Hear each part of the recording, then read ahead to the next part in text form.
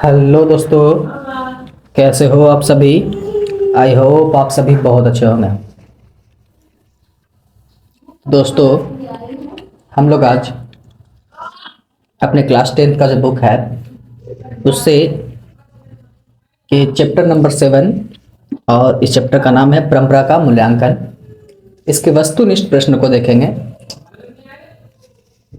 और ये जो वस्तुनिष्ठ प्रश्न है बाबू, ये आपके बोर्ड एग्जाम्स के लिए बहुत ज़रूरी है। आप लोगों को एग्ज़ाम का पैटर्न पता ही है कि इस तरह का पैटर्न है हमारे एग्जाम में, है ना। 100 क्वेश्चंस आते हैं एमसीक्यूज में, वस्तुनिष्ठ में, हिंदी के, जिनमें से 50 को सॉल्व करना होता है। यानी कि जितना क्वेश्चन सॉल्व करना है उसके डबल हम लोगों को क्वेश्चंस मिल रहे हैं। इस तरह का हमारे बोर्ड एग्जाम्स में पैटर्न बनाया गया है।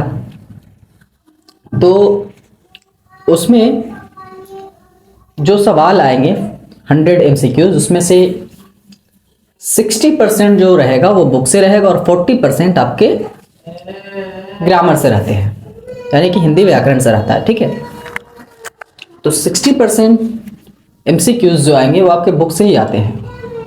तो अगर आप लोग अच्छे से इसको प्रिपरेशन नहीं करते हैं तो बहुत से मार्क्स आपके चले जाएंगे, है ना। तो इसीलिए हम लोग क्या कर रहे हैं कि हर चैप्टर को एमसीक्यूज को देखे जा रहे हैं। ठीक है, और उनमें जो इम्पोर्टेंट सवाल है जो हमारे एग्जाम में काफ़ी ज़्यादा चांसेस आने का, उसे हम लोग बता देते हैं। ठीक है, और बहुत से क्वेश्चन रिपीट भी होते हैं, तो जो क्वेश्चन पीछे आ चुका है उसे रिपीट होने के चांसेस है तो वो भी हम लोग बता देते हैं कि हाँ ये क्वेश्चन आ चुका है, ये आएगा। ठीक है, तो चलिए हम लोग अपने बात को ज़्यादा लंबा नहीं ले जाएंगे और बढ़ेंगे आज के इस चैप्टर के एमसीक्यूज को सॉल्व करने में, यानी कि वस्तुनिष्ठ प्रश्नों के उत्तर को ढूंढने में। ठीक है, चलिए तो देखते हैं हमारा पहला सवाल क्या है। पहला सवाल है, परंपरा का मूल्यांकन किसकी कृति है। किसकी कृति मतलब किसने लिखा है। ठीक है, ऑप्शन ए है रामविलास शर्मा, ऑप्शन बी है रामधारी सिंह दिनकर, ऑप्शन सी है अशोक वाजपेयी और ऑप्शन डी है यतीन्द्र मिश्र। परंपरा का मूल्यांकन को किसने लिखा है, तो इसका आंसर होगा ए। क्या होगा? ए, ऑप्शन ए रामविलास शर्मा। ठीक है, ठीक है, आइए मैं थोड़ा सा इसे हाईलाइट कर लेता हूँ। ठीक है, दूसरा है, परंपरा का मूल्यांकन पाठ के रचनाकार कौन है।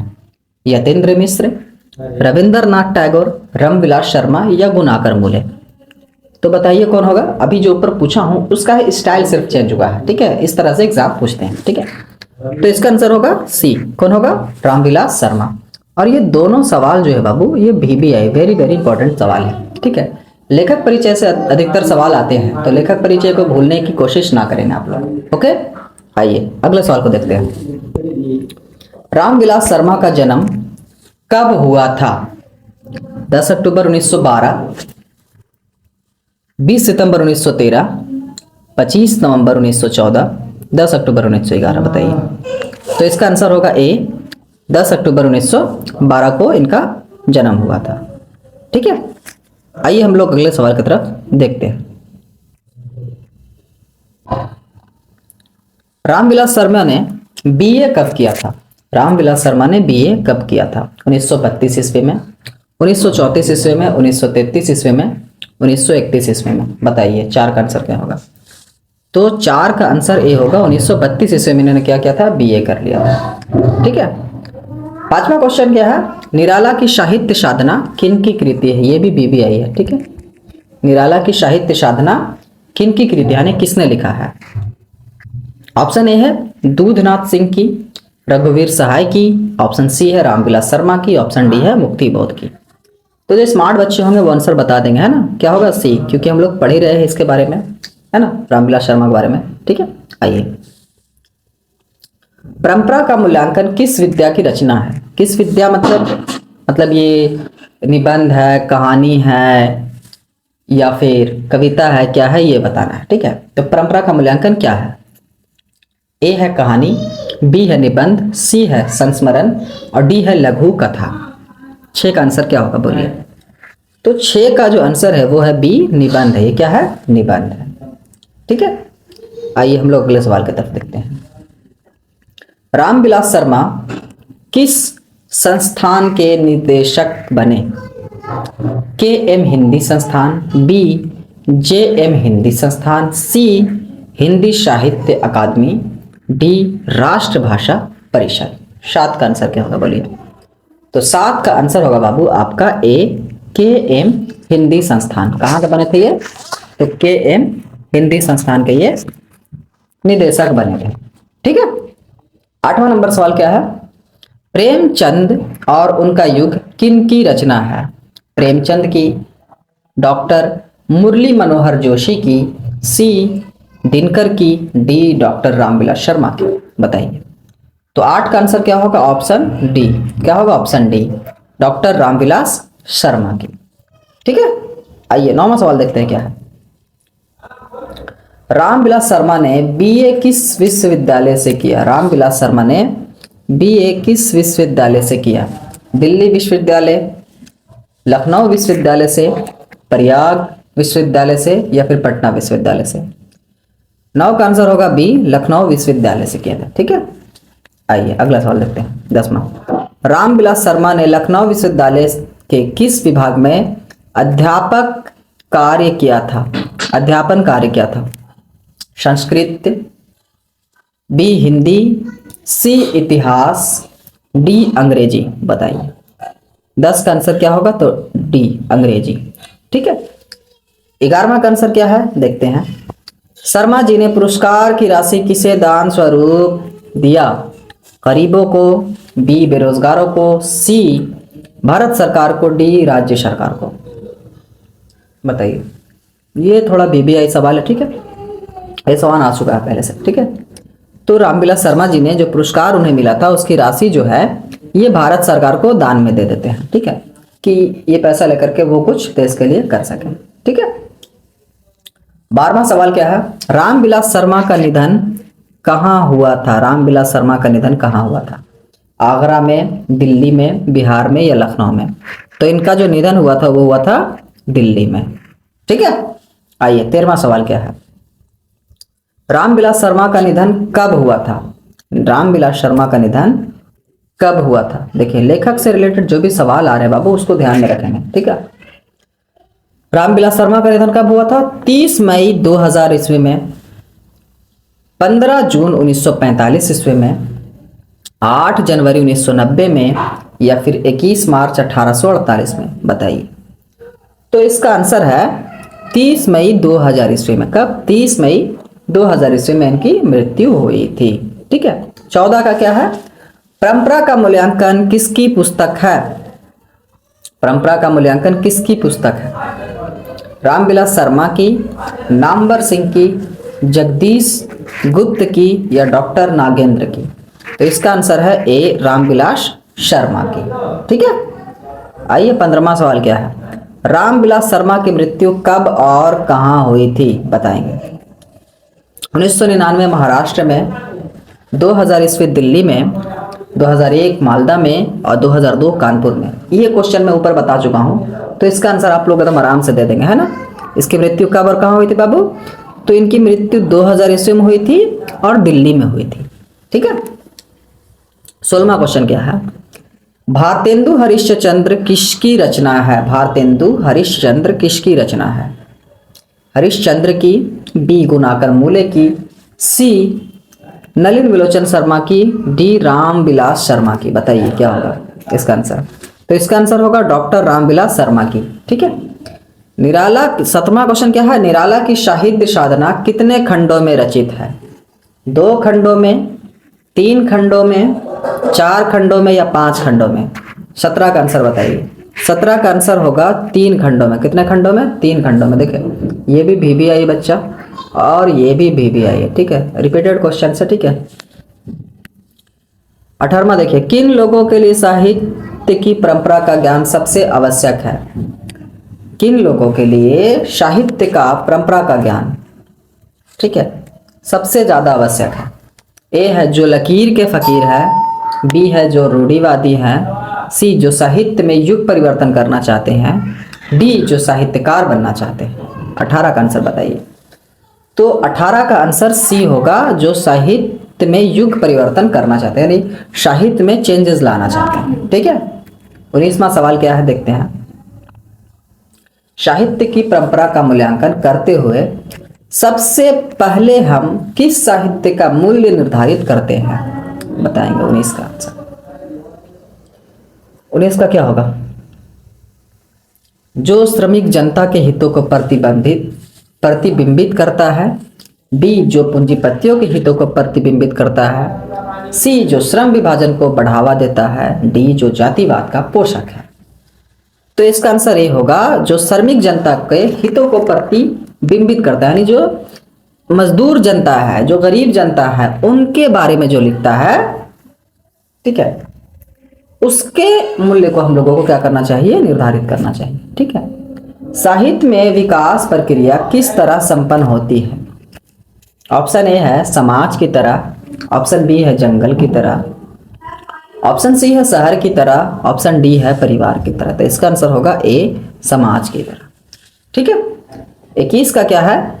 साहित्य सापेक्ष रूप में होता है, ये थोड़ा भी आई। ठीक है, पराधीन होता है, स्वाधीन होता है, कालाधीन होता है या राज्याधीन होता है, बताइए। 21 का आंसर तो स्वाधीन होता है। क्या होता है? स्वाधीन होता है। ठीक है, 22 का क्या है देखिए, साहित्य के निर्माण में किनकी भूमिका निर्णायक है? 22 का क्या होगा? ऑप्शन ए है प्रतिभाशाली मनुष्य की, भाग्यवादी मनुष्य की, सी है परिश्रमी मनुष्य की, डी है पूंजीपति मनुष्य की। बताइए 22 का आंसर क्या होगा? साहित्य के निर्माण में किनकी भूमिका निर्णायक है? तो इसका आंसर होगा ए, प्रतिभाशाली मनुष्य की। किसका? प्रतिभाशाली मनुष्य की। 23वां क्या है? साहित्य की परंपरा का पूर्ण ज्ञान किस व्यवस्था में संभव है? पूंजीवादी व्यवस्था में, जातिवादी व्यवस्था में, समाजवादी व्यवस्था में, भौतिकवादी व्यवस्था में। 23 का आंसर, तो 23 का आंसर होगा सी, साहित्य की परंपरा का जो पूर्ण ज्ञान है वो हमें समाजवादी व्यवस्था में रहने पर ही संभव हो पाता है। ठीक है, 24वां क्वेश्चन देखें क्या है। साहित्य सापेक्ष रूप में क्या होता है? ये भी आई है बच्चा, भी आई। ठीक है, पराधीन होता है, जड़ होता है या परतंत्र होता है या स्वाधीन होता है? जो पीछे भी क्वेश्चन पूछा हूँ। ठीक है, ये क्या होता है? स्वाधीन होता है। ठीक है, आइए 25वां क्वेश्चन। सभ्यता का हर स्तर क्या नहीं होता? धर्म युद्ध, कर्म युद्ध, वर्ग युद्ध या द्वंद्व युद्ध? बताइए 25 का। तो सभ्यता का हर स्तर वर्ग युद्ध नहीं होता, यानी कि जातियों पे युद्ध नहीं हो सकता। ठीक है, 26, प्रगतिशील आलोचना का विकास होता है। ए में धर्म के ज्ञान से, साहित्य की परंपरा के ज्ञान से, कला के ज्ञान से, और डी है इतिहास के ज्ञान से। तो प्रगतिशील जो आलोचना का विकास होगा वो होगा साहित्य की परंपरा के ज्ञान से। क्या होगा? साहित्य की परंपरा के ज्ञान से। ठीक है, 27वां देखिए क्या है। देखिए 27वां नंबर क्वेश्चन क्या है। जातीय अस्मिता की दृष्टि से इतिहास का प्रवाह कैसा है? ए है विच्छिन्न, बी है अविच्छिन्न, सी है विच्छिन्न और अविच्छिन्न दोनों, डी है इनमें से कोई नहीं। बताइए इसका आंसर क्या होगा 27 का? तो 27 का होगा बाबू सी। 27 का क्या होगा? सी, विच्छिन्न और अविच्छिन्न दोनों तरह का। ठीक है, 28वां नंबर देखते हैं क्या है। समाजवादी व्यवस्था किस संस्कृति से नाता नहीं तोड़ती? समाजवादी व्यवस्था किस संस्कृति से नाता नहीं तोड़ती? ए है पाश्चात्य संस्कृति, बी है अर्वाचीन संस्कृति, और सी है आपका प्राचीन संस्कृति, और आपका डी है नगरीय संस्कृति। बताइए तो इसका आंसर क्या होगा? तो इसका आंसर होगा बाबू प्राचीन संस्कृति से जो समाजवादी व्यवस्था है वो नाता नहीं तोड़ती है। ठीक है, आइए 29 का सवाल क्या है। किस वर्ष की क्रांति के बाद रूसी और गैर रूसी जातियों के आपसी में बहुत बड़ा परिवर्तन हुआ? 1915 की क्रांति, 1916 की क्रांति, 1917 की क्रांति या फिर 1918 की क्रांति? बताइए बताइए क्या होगा। ये थोड़ा VBI क्वेश्चन मुझे लग रहा है, ठीक है, इसे ध्यान में रखेंगे। ठीक है, इसका आंसर है 1917 की क्रांति के बाद क्या हुआ, रूसी और गैर रूसी जो जातियां थे उनमें बहुत बड़े परिवर्तन देखने को मिला। ठीक है, 30वां नंबर देखते हैं क्या है। कौन सा ऐसा गुलाम देश था, बोल रहा कौन सा ऐसा गुलाम देश था जिसकी सभ्यता ने सारे यूरोप को प्रभावित किया? भारत, ए भारत, बी अमेरिका, सी दक्षिण अफ्रीका और डी एथेंस। ये क्वेश्चन भी आई है थोड़ा सा कंफ्यूज करने के लिए। ठीक है, मैं जानता हूं कि आप लोग इसका आंसर ए देंगे, लेकिन बाबू इसका आंसर जो है वो है डी एथेंस। क्या है? एथेंस। एथेंस एक देश है जो काफी समय तक गुलाम रहा था। ठीक है, जिसकी सभ्यता जो थी उसे देख करके यूरोपियन लोग जो थे बहुत ज्यादा प्रभावित हुए और उनकी सभ्यताओं को वो आहिस्ता आहिस्ता अपनाने लगे। ठीक है, आइए 31वां नंबर सवाल देखते हैं। लैटिन कवि कौन है? ये भी VBI है बाबू। ठीक है, लैटिन कवि कौन है 31 का? वर्जिल, बी वायरन, सी शेक्सपियर और डी रेनर मारिया रिल्के। लैटिन कवि है बाबू वर्जिल। कौन है? वर्जिल। ठीक है, 32 एथेंस किस महादेश में है? ए का है यूरोप, बी का है Asia, C America and D Australia. महादेश क्या? अच्छा, महादेश क्या होता है बताएंगे? महादेश एक कंटिनेंट होता है जो चारों ओर समुद्र से घिरे हुआ एक बड़ा सा इलाका जिसमें बहुत से देश आते हैं, उसे हम लोग महादेश बोलते हैं। ठीक है, तो एथेंस किस महादेश में है बताएंगे आप लोग? यूरोप में, एशिया में, अमेरिका में या ऑस्ट्रेलिया में? तो एथेंस जो है बाबू वो है यूरोप में। कहाँ है? तो यूरोप में। ठीक है, आइए 33 का देखते हैं। आगे ने तार सप्तक कब संपादित किया? तार सप्तक नाम का, ठीक है, एक उनके पास जो थी पत्रिका थी, तो उसे आगे ने कब प्रकाशित किया था? 33 का आंसर क्या होगा? 1941 में, 1943 में, 1945 में या फिर 1947 में? इसका आंसर होगा 1943 में। ये VBI क्वेश्चन है बाबू। ठीक है, ध्यान रखेंगे। 34 का देखिए क्या है। बोलता है वायरन किस भाषा के कवि थे? हिंदी भाषा के थे, संस्कृत भाषा के थे, अंग्रेजी भाषा के थे या फिर फ्रेंच भाषा के थे? तो वायरन जो थे वो अंग्रेजी भाषा के कवि थे। ठीक है, आइए 35 यानी कि 35वां नंबर क्वेश्चन देखते हैं। तार सप्तक में कितने कवियों की कविताएं संग्रहित है? तार सप्तक में कितने कवियों की कविताएं संग्रहित है? तार सप्तक, सप्तक का मतलब 7। ठीक है, 5, 4, 5, 6 या 7। मैं यहाँ पे आंसर बता ही दिया हूं, तो कितना है? 7। ठीक है, आइए 36वां देखते हैं। हमारे राष्ट्रीय आवश्यकता है समाजवाद, पूंजीवाद, सी जातिवाद और डी परिवारवाद। बताइए हमारी जो राष्ट्रीय आवश्यकता है वो क्या है? तो वो है समाजवाद। क्या है? समाजवाद। समाज को लेकर के चलना हमारी राष्ट्रीय आवश्यकता है ना। 37 का क्वेश्चन क्या है देखिए।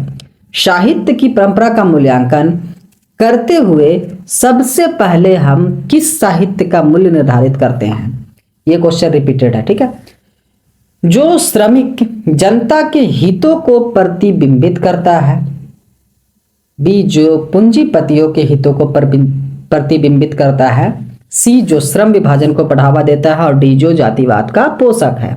तो इसका आंसर होगा ए जो श्रमिक जनता के हितों को प्रतिबिंबित करता है। ठीक है, 38 नंबर देखिए। अविच्छिन्न का शाब्दिक अर्थ है। अविच्छिन्न का शाब्दिक अर्थ क्या है? ये भी VBI है बाबू। ठीक है, ए है खंडित, बी है अटूट, सी है प्रवाहित और डी है ठहराव। तो अविच्छिन्न का शाब्दिक अर्थ बाबू अटूट है। क्या है? अटूट। ठीक है, 39 का देखेंगे। 39 का है आदिम का अर्थ क्या होता है? आदिम का अर्थ क्या होता है? आदमी, अति प्राचीन, अर्वाचीन और डी है वन मानुष। बताइए तो इसका आंसर होता है अति प्राचीन। अति प्राचीन, ये भी VBI है। क्या है? VBI है। ठीक है, ये सवाल आ चुका है। ठीक है, तो आदिम का अर्थ क्या होता है? अति प्राचीन। ठीक है, समझ में आई बात? तो दोस्तों हम लोगों ने आज अपने चैप्टर नंबर 7 जो कि परंपरा का मूल्यांकन नाम है इस चैप्टर का, इसके सभी MCQs को देखे हैं जो हमारे एग्जाम के पॉइंट ऑफ व्यू से बहुत इंपॉर्टेंट थे। हम लोगों ने उन इंपॉर्टेंट सवाल को भी बता दिया है जो आपके एग्जाम में आएंगे, है ना। जो VBI किया हूं उसे ध्यान से आप लोग याद रखेंगे और रिवाइज करते रहेंगे। ठीक है, याद रखने का सबसे अच्छा फॉर्मूला क्या है बाबू? तो अपने दोस्तों में क्वेश्चन को डिस्कस करते रहिए, है ना। ठीक है, चलिए आज के चैप्टर यहीं पे समाप्त करते हैं। Thank you so much. जय हिंद।